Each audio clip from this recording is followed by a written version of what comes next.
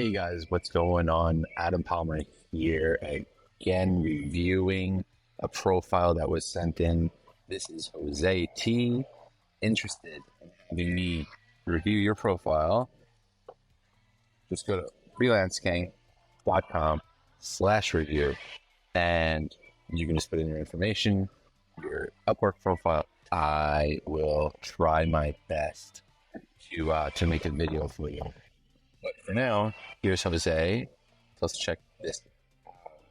Jose is like explosive design for your business. That's cool. Nice hook. 35 an hour. That's cool. $86 a earning. So well on your way. Got 3 jobs, 3K to earn. Good start. Most people can get past that first hurdle. So kudos on that. And then where should I go? Okay, a young and very dedicated freelancer, dedicated to customer satisfaction. Okay, that's cool. Sounds like you really tried your best to make it work for the client. So that's really nice to see your stick-to-itiveness, because I think that's a lot of times relaxed, especially with new freelancers and things like that, because they get on, they get their first job, they overpromise, but then they don't really deliver the results, and they get really afraid. They may get a bad review, and then getting a bad first review is very suboptimal for sure, because then you got to dig yourself out of a grave without a lot of support from other reviews and things like that. So that's something to be fearful of. It looks like you prevented that from possibly happening, so good work on that. And then the second one came in not so good of a review, and then no feedback given. So kind of though looks like we're heading for a potential nosedive. So we really want to avoid that. So let's just get into your profile here. Customers who will be amazed at the design for your business. Awesome. Imagine having a business with a portfolio. Do you want to know why this happens? Let me tell you. I think that this like storytelling thing is boring, to be honest. I think that these people that are looking for designers know why design is important, why designers are who they are, all these things. But there's no reason to spend the time in your profile kind of educating potential clients on something that they 100% already know, because people on Upwork, clients on Upwork are just ready, they're looking for a designer, they want to hire a designer, but their question is, has that designer worked in the industry that I'm in, or for the type of products that I have, these types of things. You need to be able to make the connection with whether you seem capable of fulfilling that exact need of the client. And so it's less about educating people on appropriate design and more about, hey, can you do what I need? You have to list out the projects specifically that you've worked for and what they've been able to achieve for the client.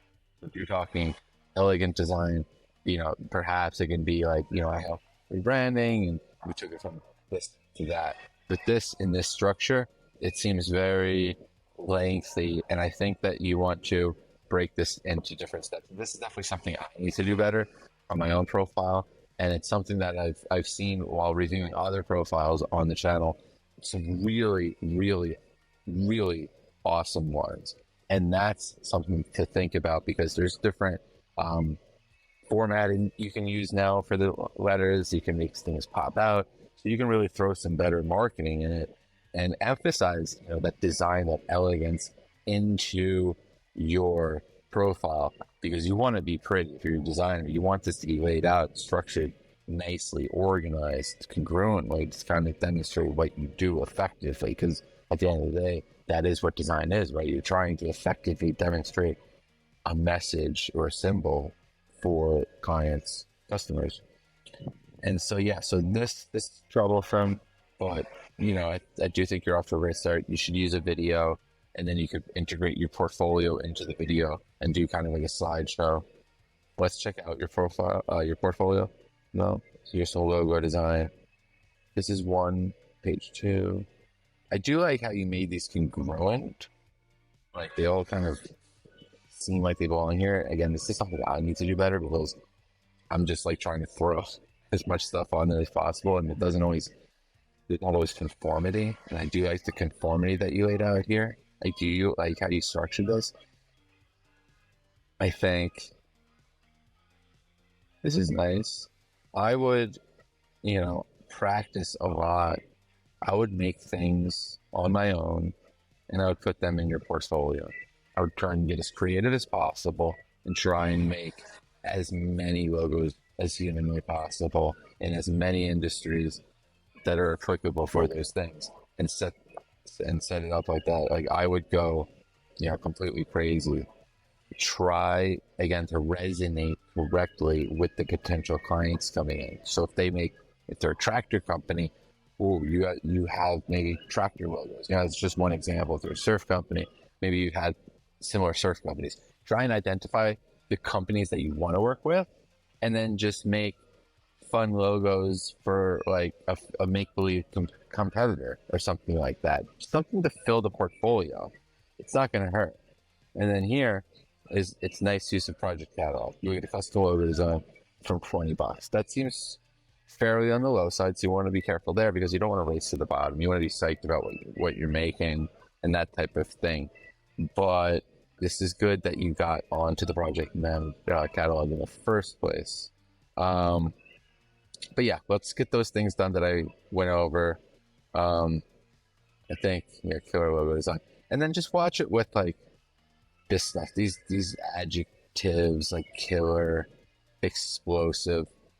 I would chill with that. I think people are looking for an expert or experience, things like that. Because again, you're not trying to market the idea of design. You're trying to show that you are capable, if that makes sense. So hopefully that was helpful. And thank you so much for sending that over to me to review. Thanks again. Bye-bye.